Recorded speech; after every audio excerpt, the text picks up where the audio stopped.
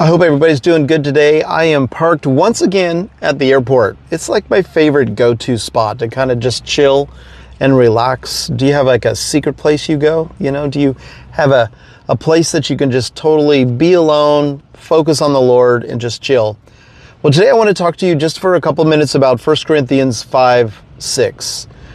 1 Corinthians 5:6 talks about, Paul is talking to the church about that little bit of yeast that messes with the whole amount of dough because it spreads through the whole thing and has an effect. And it kind of reminded me, as I was looking at that verse, it kind of reminded me about the fact that nowadays you may have seen things where we're dealing with tons of microplastics. It seems like every article that we find nowadays is talking about the amount of microplastics that are in everything. Now, it's nothing new. They've been around for a long time, ever since probably we've had plastic or we've been eating or drinking from plastic. And it's kind of crazy the amount of things that actually have microplastics in them. And so now it has become something that they're able to find them. They're able to see them in the microscope.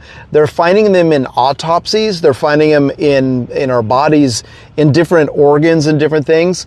And then now they're sounding the alarm, microplastics everywhere. We need to watch what we're drinking, watch how we're storing our food items.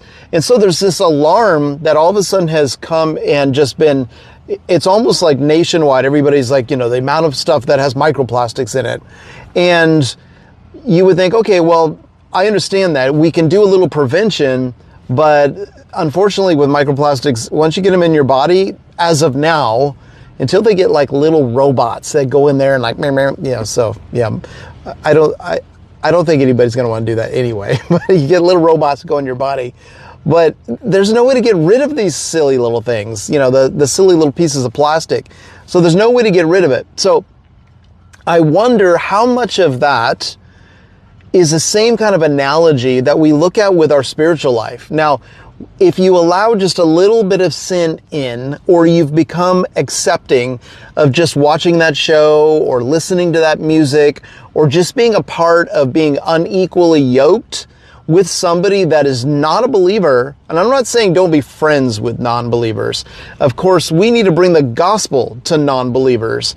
So I'm not talking that. I'm just talking it's part of your life, or a major part of your life, is nothing but being with non-believers. We have a little bit of that at work, possibly, but for you to have been at work and hanging out after and always doing things with non-believers, then you're picking up these little microplastics spiritually.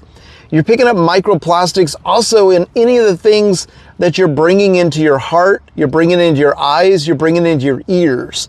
So I would want to just sit there and encourage you to look at some of the things that you might be doing in your life that potentially, like those microplastics, potentially are allowing just small things that are spiritually negative to impact your life. And it's not like it's this major sin. Like if you examined yourself and you say, you know what, I deal with this major thing. Okay, well, that's a different story. You hopefully you're able to go and just pray with somebody and confess that and deal with that. But it's all these little itty bitty decisions, all these little things that we do that we've become so accustomed to, or they're so normal in our lives that it's almost like we're not even conscious of them anymore. And they build up in our spirit. So I had to get to a point where I had to really pray in the Spirit, and I had to ask the Holy Spirit to reveal things to me that I was doing that were building up. Things to me, in my mind, were okay, but God was saying, no, these things are bad for you. These things are things that you don't need to be dwelling on. You don't need to be thinking about. You don't need to be filling your eyes and your ears and your life with. And it was kind of hard at first because they were things that I looked at as being totally no big deal. But God revealed to me that they were affecting my heart. They were affecting how I not only responded to God, but also how I responded to other people. So I just want to encourage you today to actually get in a time of prayer and to ask the Holy Spirit, maybe take a pad and some paper And you might have to write down some things, or you might have to go through your house and say, Lord, is this something that honors you? Is this something that gives you glory? Or is this something that like restricts me? Is this like a microplastic spiritually in my life that's maybe building up over time, that's growing like that yeast and infecting or contaminating large portions of my spiritual walk? So be encouraged. Hopefully get some of those things out of your life. I think, we are in end times. I don't know if you feel that way.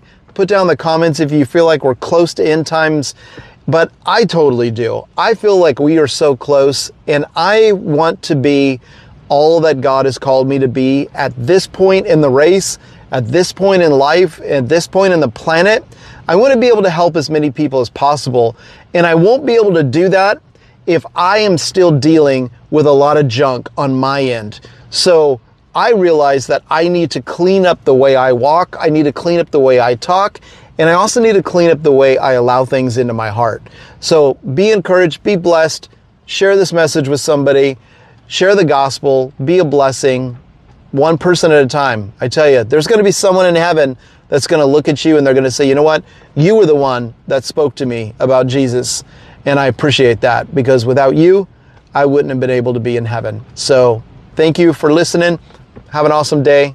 Take it easy.